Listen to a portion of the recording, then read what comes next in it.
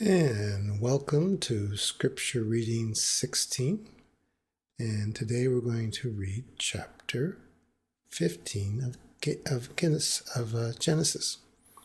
Seem to be following along with Abram, and the last 2 or 3 chapters have been about him. This is going to continue on with Abram. So let's go to our reading.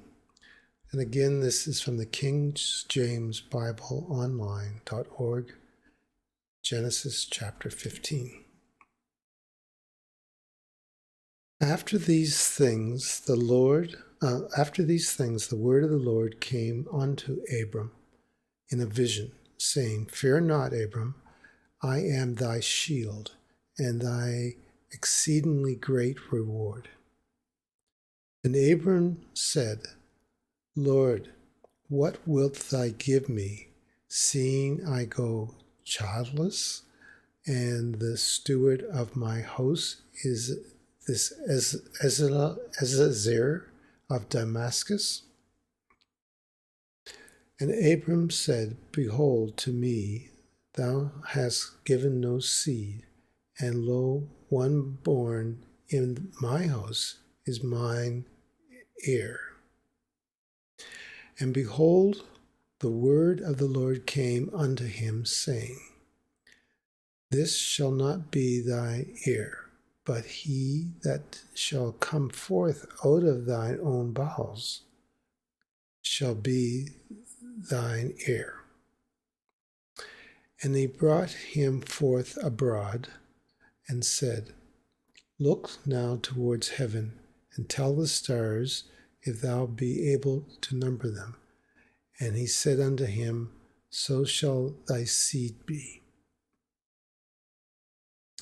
And he believed in the Lord, and he counted it to him for righteousness. And he said unto him, I am the Lord that brought thee out of Ur of the Chaldees, to give thee this land to inherit it. And he said, Lord, whereby shall I know that I shall inherit it? And he said unto him, Take me an heifer of 3 years old, and a she-goat of 3 years old, and a ram of 3 years old, and a turtle dove, and a young pigeon. And he took unto him all these things, and divided them in the midst, and laid each piece one against another. But the birds divided he not. And when the fowls came down upon the carcasses, Abram drove them away. And when the sun was going down, a deep sleep fell upon Abram, and lo, a horror of great darkness fell upon him. And he said unto Abram, Know of a surety that thy seed shall be a stranger in a land that is not theirs, and shall serve them, and they shall afflict them 400 years. And also that nation whom they shall serve will I judge, and afterwards shall they come out with great substance. And thou shalt go to their father in place. Thou shalt be buried in a good old age. But in the 4th generation they shall come hither again, for the iniquity of the Amorites is not yet full. And it came to pass that when the sun went down and it was dark, behold, a smoking furnace, and a furnace lamp that passed between those pieces. In the same day the Lord made a covenant with Abram, saying, Unto thy seed have I given this land, from the river of Egypt unto the great river, and rivers of Euphrates.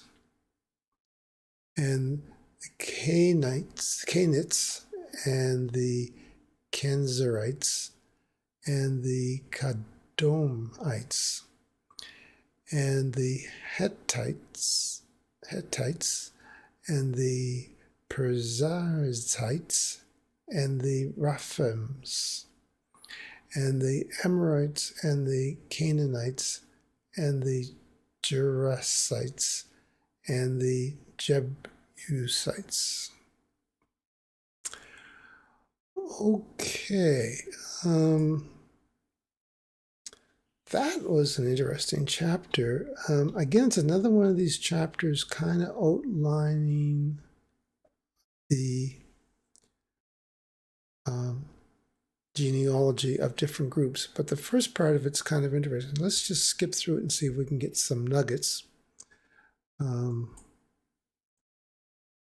Okay, back up in verse 1, it is a continuation of what has happened in the previous chapters, because it begins and says, after these things, the word of the Lord came unto him. So after these things, I would assume, meaning after all the things that have happened, him going to Egypt and coming out of Egypt and getting his wife back and so on and so on.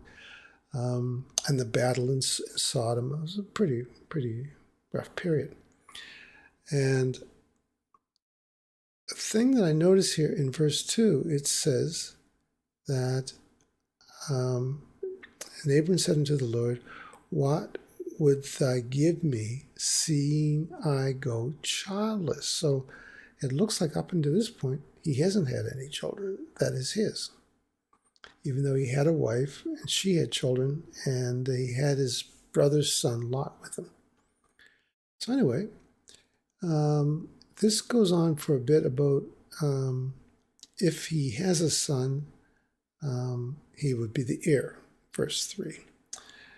And then this goes on for a while, talking about his heir. And there's also a reference to, in verse 5, that if Abram does sort of do this and have a son, their seed will be as plentiful as the stars in the sky. That's in verse 5. And so he believed the Lord, and he counted it to him for righteousness. Then this part gets interesting. Verse 7 says unto him, I am the Lord that brought thee out of Ur. I'm not too sure what Ur is in Chaldees. I'll have to go back and check that. But it has to do with his inheritance and the land that he will inherit. That may be the land he was in originally before he went to Egypt. And so he shall inherit it. It goes down in verse 9. Abram has to do this rather strange ritual. He has to go and get a heifer of 3 years, has to get a goat of 3 years, has to get a ram of 3 years, a turtle dove, and a young pigeon. And I guess he sacrifices all of them and spreads them all out. In verse 11 it says, and when the fowl came down upon the carcasses, Abram drove them away. So he was like just sitting there all day. And finally it was night came, the sun went down, and he fell asleep, into a deep sleep. And then this darkness fell upon him.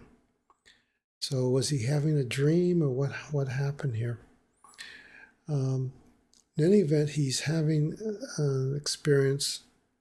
In verse 13, it says here, know of a surety that thy seed shall be a stranger in a land that is not theirs. So they're going to go to a strange place, and they shall serve them, and they shall afflict them for 400 years. So they're going to be in a place where they're going to have to serve these people for 400 years. And then after that, the Lord's going to judge these people, and the prodigy will be given great substance, will come out with great substance.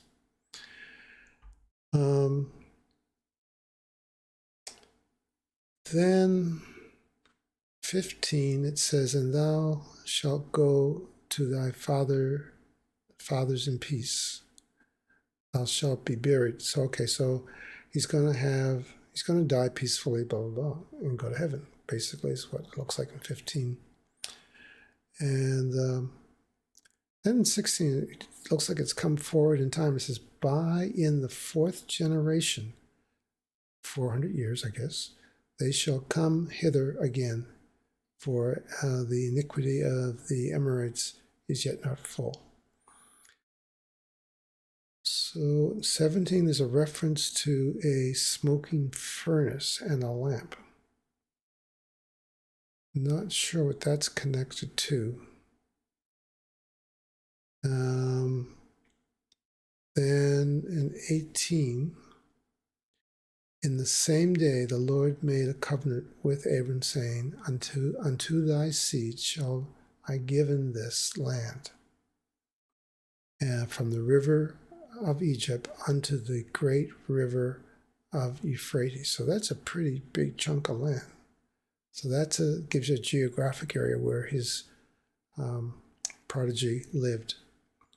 Then in 19, 20, 21, it kind of refers to these people, these cultures. So that's pretty much it for chapter 15 rather. A lot of attention on Abram.